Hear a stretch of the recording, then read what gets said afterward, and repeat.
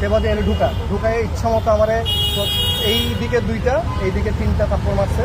আমি যখন সরে যাইতেছি ধাক্কা মেরে আমার মাটিতে ফ্লোরে ফেলে প্রচুর মারধর করছে, মানে 7-8টা লাথি মারছে পিঠে।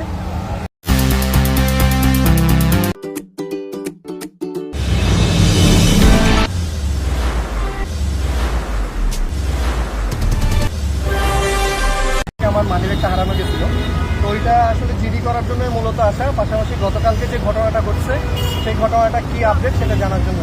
এইটার পরে আমি এখানে যারা মানুষজন আছে আটক করছে তাদের পরিবারের সাথে কথা বলতে, সে আমার মধ্যে তুই এখানে কি করছ, যে আমি কি কথা বলতে পারি না, আমাদের তুই অনুমতি নিছ, আমি যে আপনি এভাবে কেন ব্যবহার করতেছেন।